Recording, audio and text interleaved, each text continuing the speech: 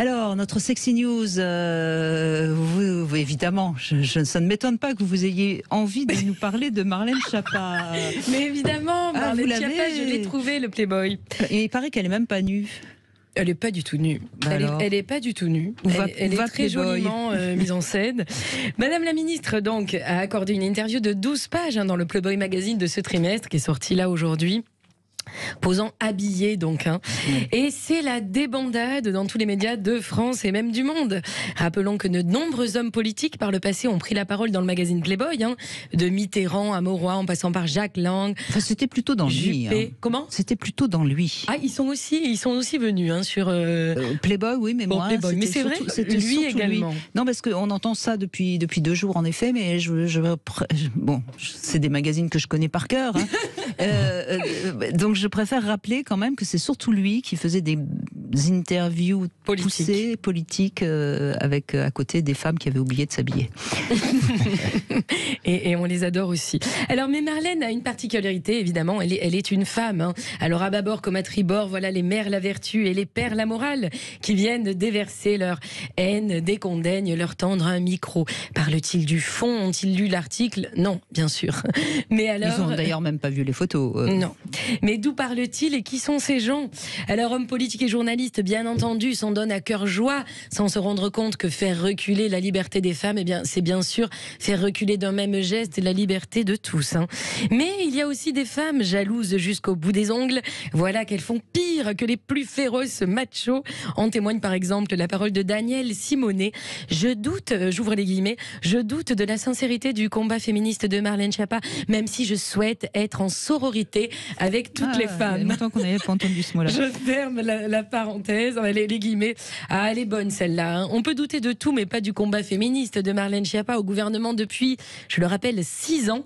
Elle a porté des lois inédites sur la protection des droits des femmes, comme par exemple la première mondiale de la verbalisation de l'outrage sexiste. Ah, sororité quand tu nous lâches. Karima aussi, Karima Brick joue la carte dédaigneuse du grand bien lui fasse, ne pouvant s'empêcher un petit rictus de dégoût. Lydia Guirou voudrait carrément que l'on cadenasse la parole de Madame la ministre. On s'en souviendra, Lily. Jusqu'à Isabelle Rome, ministre à l'égalité femmes-hommes, que l'on découvre quasiment et qui choisit pour première sortie médiatique de critiquer sa prédécesseuse. Oh, quelle élégance.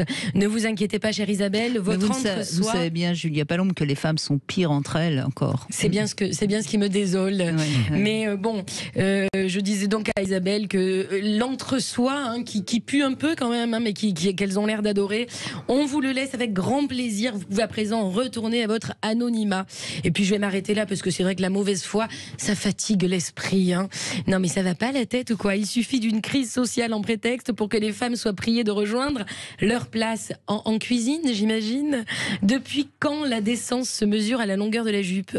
La liberté des femmes se serait réservée aux pin-up et aux actrices de cinéma ?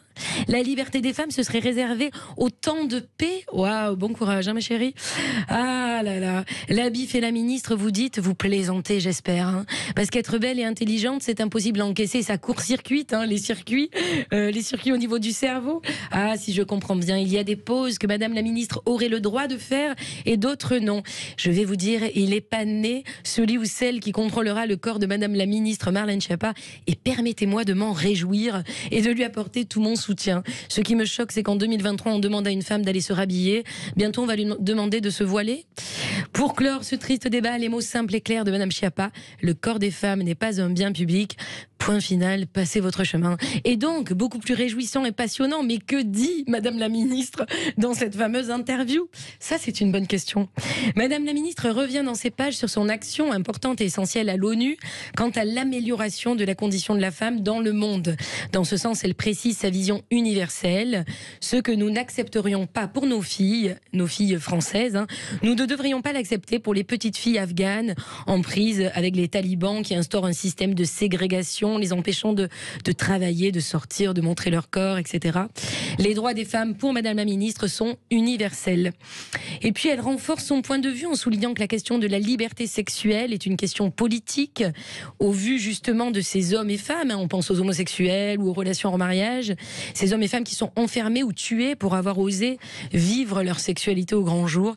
Nous devons changer cela, dit Madame la Ministre. Et puis, on lui demande, Playboy lui demande quel est votre moteur, et Marlène de répondre: protéger la génération d'après. Nos filles, nos garçons, nos enfants. Et alors là, elle s'interroge sur la violence dès le plus jeune âge que l'on subit actuellement en France, le harcèlement scolaire notamment, un immense fléau qu'elle aimerait évidemment faire reculer. Et puis, par ailleurs, faire avancer la réflexion sur le couple entre adultes consentants, bien sûr, quels que soient les sexes. La ministre rappelle que le couple doit être un refuge, un lieu aimant, et certainement pas un lieu qui abrite l'humiliation ou la violence. À titre personnel, je crois que l'histoire se souviendra de ce numéro de Playboy Magazine dans lequel Madame la ministre française Marlène Schiappa affirme sans détour: les femmes sont des sujets désirants et non des objets de désir. Il fallait le faire de dire ça dans Playboy. Alors à ceux qui voudraient qu'une ministre soit forcément sinistre, la femme d'État répond en empruntant les mots de Jacques Prévert, et si on essayait d'être heureux, ne serait-ce que pour montrer l'exemple. Très bien. Eh bien, écoutez, voilà. Bravo, Julia. Ça, c'est fait. Palon. Ça va faire vendre quelques Playboy de plus, votre chronique. Voilà, mais très bien, très bien. Il faut savoir soutenir les femmes libres. En tout cas, moi... Je suis là, même quand, évidemment, le lynchage, surtout quand le lynchage a lieu, je déteste ça. Mais c'est incroyable, parce que j'ai entendu plus de femmes critiquer donc le fait que Marlène Schiappa est posée dans Playboy que d'hommes. Ça montre bien que les femmes, quand même, sont très dures entre elles. Bruno Clavier, vous êtes d'accord? Oui, et puis bon, elle fait ce qu'elle veut, c'est très bien. Pourquoi on va l'embêter? Parce qu'elle est ministre. Elle a le droit. Ce sera un gars qui aurait été dans Playboy, personne n'aurait rien dit, ça se trouve. Ça aurait été un ministre dans Playboy. Est-ce qu'il y aurait eu un tollé? Je suis pas sûr. Non. On aurait dit c'est super. Un ministre qui accepte une interview dans Playboy, personne n'aurait rien dit. Alors qu'en fait, elle a juste accepté une interview puisqu'il n'y a pas de photo d'elle à poil. Donc on voit bien qu'il y a quelque chose, encore une fois, qui... L'hypocrisie à la française. Elle a même tenté une OPA sur le Playboy, c'est tout. Oui, on peut dire ça. Merci Julia Palon.